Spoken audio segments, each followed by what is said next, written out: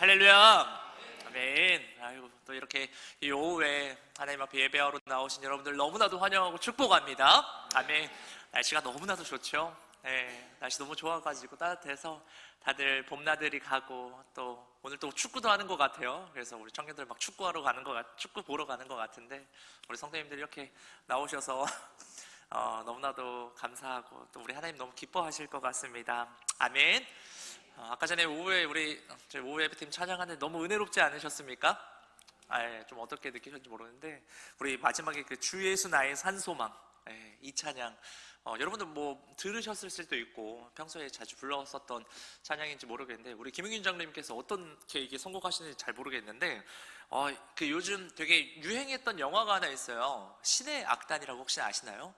신의 악단에서 이 찬양을 거의 극중에서 막 부르거든요. 북한의 어려운 그 상황 속에서 신앙을 고백한다라는 거 정말 쉽지 않거든요. 근데 믿지 않는 자들이 이 찬양들을 이렇게 고백하며 하나님을 찬양하고 예수님만이 우리의 산 소망 되시는 것을 그 어려운 상황 속에서도 예수님이 나의 산 소망이시다라는 걸 선포하고 하는 것들이 저는 이제 영화를 봐서 그런지 그 감격이 계속 이어지는데 오늘 우리 성도님들 또 같이 막 힘차게 막 이렇게 찬양하는 그 목소리가 막 들리는데 너무 좀 감동이 되고 감격이 되는 시간이었던 것 같습니다. 너무나도 감사했던 것 같고 여러분 오늘이 무슨 날이죠? 주일이죠 오늘. 우리가 주일입니다. 주일인데 또 나라적으로 또 이렇게 3.1절 함께 우리가 지키며 어떻게 보면 이 3.1절도 어떤 날이었죠? 우리 대한민국의 독립을 우리 선조들이 소망하며 외쳤던 오정림 선생님 뭐라 그러셨어요? 대한독립 만세. 맞아요. 틀린 말은 아니죠. 대한독립 만세한 그 날이잖아요. 맞습니다. 어떻게 보면은 여러 가지 이제 국제적으로 또 제1차 세계대전 끝나고 미국에서부터 시작해서 우리 28 독립선언 일본에서 600여 명의 유학생들이 시작돼가지고 3.1 운동까지 민족대표 33인이 함께 이걸 구성해가지고 만세를 외치는 그런 시간들을 준비했는데 혹시 여러분 그거 아세요? 3.1절 1919년 3월 3일은 또 어떤 날이었는지 아세요? 3월 3일. 네, 잘 모르시죠 그거는. 뭐라고요? 삼겹살 데이. 그러니까요. 그때도 삼겹살을 드셨나 모르겠는데 3월 그때 1919년 3월 3일이 우리 고종 황제의 장례 국장 날이었었습니다. 그래서 1월 중후순에 그 고종 황제가 돌아가시고 이제 3월 3일에 국가장으로 많은 사람들이 모일 때를 대비해가지고 우리 민족대표 33인과 또 그 뒤에서 하는 15인에서 48명이 준비하면서 대한독립 우리를 모든 전 국민들이 함께 이제 만세를 외치며 우리 제국이 살아있다라는 것을 선포하는 그런 시간들이었었는데요. 이 민족대표 33인이 그 기미독립선언을 말을 하면서 다 이렇게 독립선언문을 읽고 자기들은 이제 자진해가지고 이제 체포당하려고 했었습니다. 그렇게 계획해가지고 원래는 탑골공원에서 만세 그 운동을 하려고 그랬었는데 사람들이 너무 많이 모여서 이제 유혈 사태가 날 수 있는 그런 게 보여가지고 어디에서 모였죠? 역시 너무 잘하세요. 태화관이라는 식당에 모여가지고 같이 선포하고 그런 역사들이 진행됐었는데요. 참 너무 귀한 우리 선조들이신 것 같아요. 자기의 생명과 어떻게 보면은 안위를 생각하지 않고 우리나라의 자주 독립을 위해서 그렇게 자기의 목숨 걸고 어떻게 보면 우리나라를 위해서 희생하시고 앞장서셨던 그분들 우리 민족의 선열이라는 게 너무나도 자랑스러운 것 같습니다. 마찬가지로 또 3.1절 기념해가지고 제가 또 한 귀하신 우리 또 선조를 한 분 소개해드리고 싶은데요. 귀한 명문 가문입니다. 어떤 가문이냐면요. 통일신라부터 고려 조선에 이르기까지 영의정을 무려 9번이나 배출한 가문이 있어요. 우리나라에. 혹시 어떤 선생의 집안인 줄 아십니까? 이씨로 시작하십니다. 마지막 영으로 끝나시는데 맞습니다. 우리 이용호 국권사님 역사 너무 잘하시는 것 같아요. 이혜영 선생님. 네, 아실 겁니다. 이회영 선생의 집안인데요. 이분은 제가 사진을 좀 준비했어요. 우리가 꼭 기억해야 될 인물이라고 저는 생각이 들어서 한번 좀 사진도 우리 방송실에서 보여주시면 좋겠습니다. 저 인물입니다. 제 이회영 선생 가문이요, 일제강점기에 자신들이 가진 모든 재산을 정리해가지고 만주로 가서 어떤 학교를 세웠는데요. 어떤 학교 세우죠? 네, 맞습니다. 신흥무관학교를 세운 가문입니다. 지금 돈으로 환산을 하면 2015년에 그런 자료가 있더라고요. 2015년 공시지가 기준으로 약 2조 원대, 2조 원대에, 공시지가니까 실제로 더 높겠죠. 자신들의 전 재산을 그곳에 모두 쏟아 부은 겁니다. 그래서 이 가족 전체가요, 그냥 이 물질적으로만 후원한 게 아니라 실제적인 독립운동에 또 뛰어드시는데요. 얼마나 치열하게 싸웠는지 나중에는 자기 식솔들이 먹을 것이 없어가지고 강냉이와 풀죽으로 연명하게 되었다고 합니다. 그것도 일주일에 3번 정도밖에 먹지 못할 정도로 이 이회영 선생의 가문이 얼마나 이 나라를 위해서 희생하셨는지. 이회영 선생에게 6명의 아들이 있었대요. 그런데 5째 아들을 제외하고는 모두 객사하거나 아사하고 혹은 감옥에서 죽임을 당했다고 합니다. 끝까지 나라를 위해 싸운 참으로 훌륭하고 존경스러운 가문이죠. 우리 이회영 선생의 또 동생 이시영, 혹시 누군지 아시나요? 예, 초대 우리 대한민국 초대 부통령이셨습니다. 맞습니다. 그때 살아계신 분이 우리 양요래 권사님 정도. 양요래 권사님 1950년대에 살아계셨을 것 같은데. 그렇죠, 권사님? 그때 초대 부통령을 지내셨던 분이 또 이 가문이기도 합니다. 반대로 같은 이씨 가문이지만 이완용이라는 또 사람이 있죠. 이들은 자신의 이익을 위해서 나라를 팔고 역사 속에 수치로 기록되어져 있는 것을 봅니다. 여러 가지 이제 가문들이 있는데 성경에서도 여러 가문이 등장하는데요. 오늘 본문에 등장하는 왕이 한 명 있습니다. 그 왕의 이름이 누구죠? 예, 맞습니다. 헤롯입니다. 이 헤롯이라는 이름도 가문의 이름이거든요. 이쪽 가문도 뭔가 좋은 쪽이 아니라 좀 나쁜 쪽으로 유명한 가문입니다. 마태복음 2장에 나오는 동방 박사들이 만난 그 헤롯 대왕, 헤롯 대왕. 이 헤롯 대왕은 아기 예수님을 죽이기 위해서 베들레헴 영아들을 다 학살한 사람입니다. 또 마태복음 14장에 나오는 헤롯은요, 그 헤롯 대왕의 아들이었어요. 아들인데 이 사람의 이름은 헤롯 안디바라는 사람이었습니다. 이 왕은요, 자기 동생의 아내를 빼앗아 가지고 결혼을 해요. 그래서 이 일을 세례 요한이 공개적으로 지적하니까 결과적으로 어떤 일이 있었죠? 세례 요한을 감옥에 가두고 목을 베어서 죽이게 합니다. 그리고 오늘 말씀에 등장하는 인물이 헤롯 대왕의 손자입니다. 손자. 그래서 이름은 헤롯 아그리빠인데요. 이 사람은 또 뭘 했냐면요, 할아버지의 모습을 그대로 본받아가지고 예수님의 제자 가운데 한 사람이었던 누굴 죽였습니까? 야고보를 죽입니다. 그런데 여러분, 이 사도 야고보를 죽이니까요, 당시 유대인들이 어떻게 반응했는지 우리 한번 오늘 본문 말씀 한번 보면서 한번 읽어볼까요? 우리 1절에서 3절에서 그 반응이 나오는데 함께 한번 읽어보겠습니다. 시작.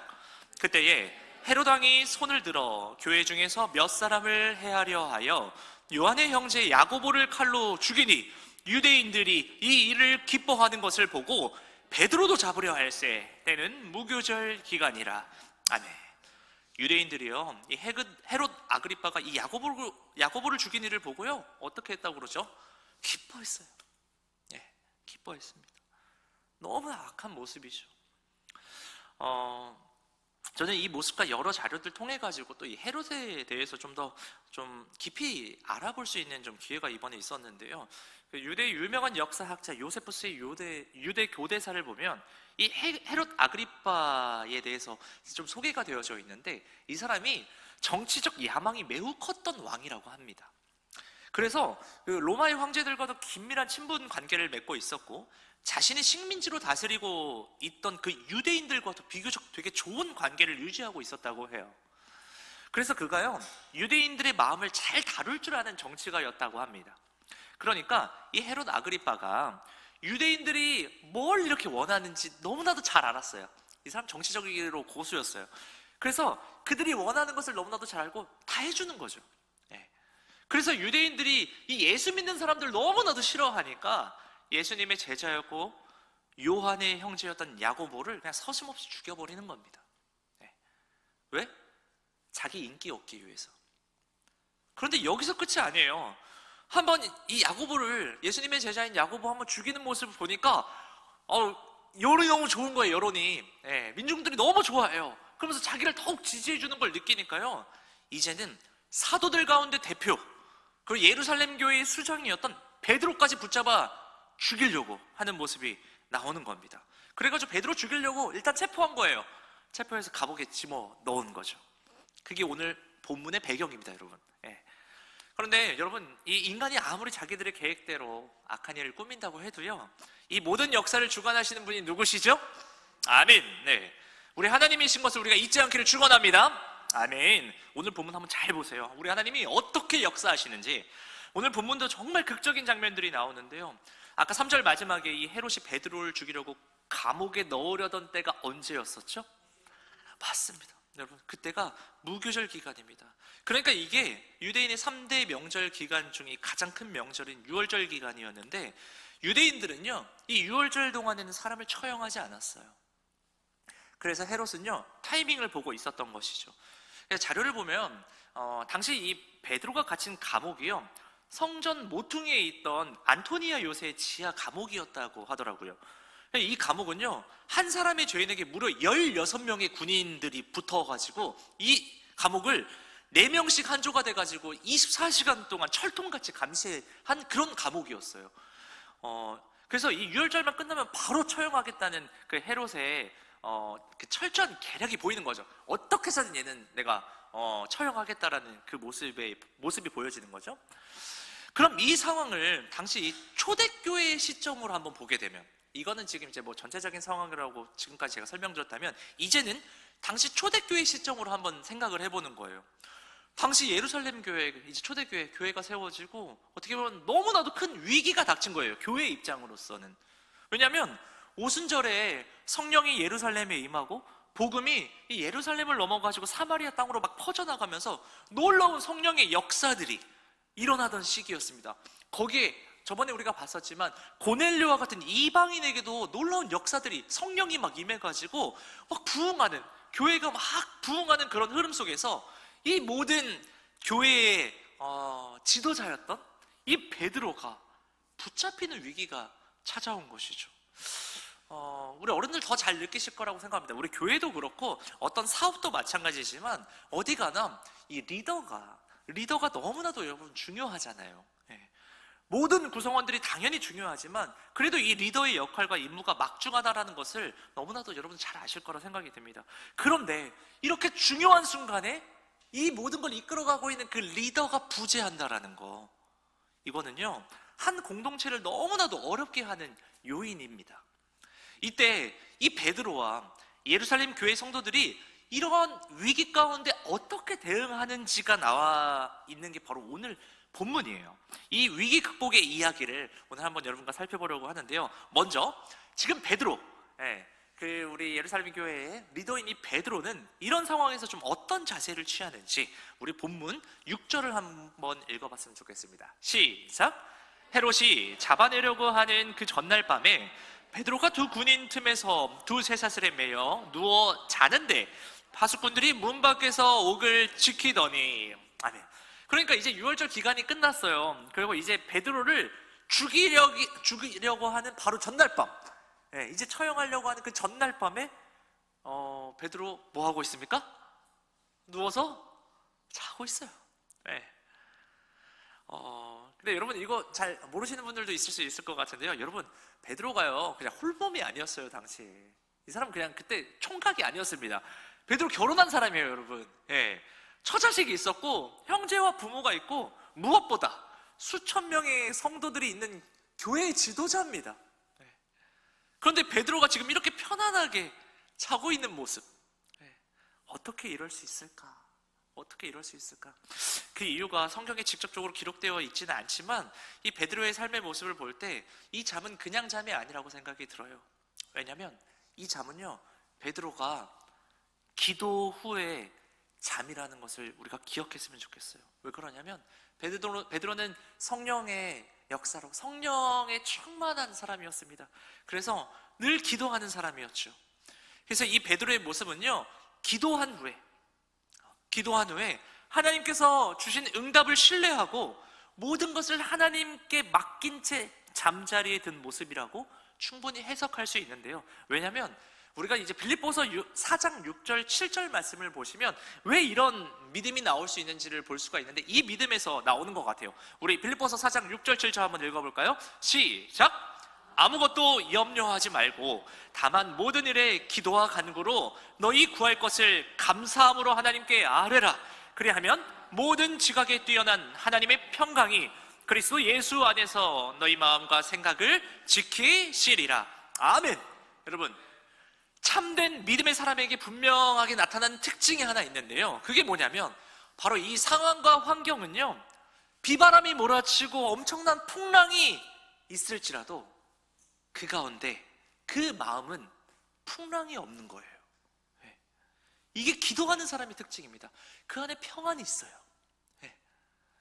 내일이면 사형을 당할 상황인데도 베드로는요, 염려하지 않았어요. 근심하지 않았습니다. 그는 아주 깊은 평안 가운데 잠들어 있습니다.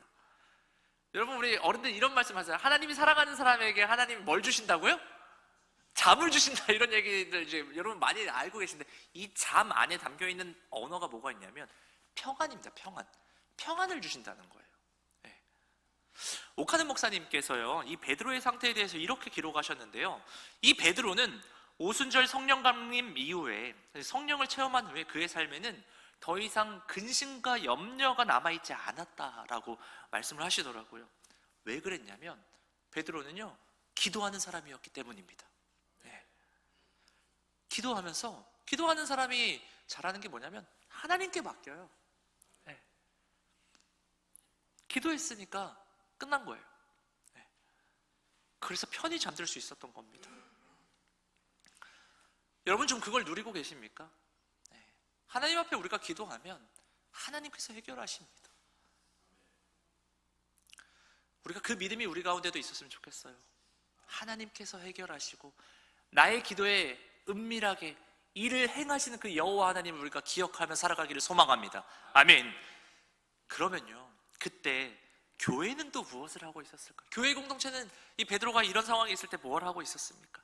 베드로는 감옥에서 깊이 잠들어 있었지만 또 교회는요, 깨어서 기도에 전적으로 집중하고 있는 것을 볼 수가 있는데요, 오늘 사도행전 12장 5절에 보면요, 당시 교회의 상태를 분명하게 보여주는 것을 볼 수가 있는데요, 이 원문을 한번 보니까요, 이 구절은요, 복문이라고 해요. 복문이라고 하는데 두 문장이 하나로 연결된 구조로 되어져 있습니다. 자, 보시면 첫 번째 문장은 이렇게 말해요.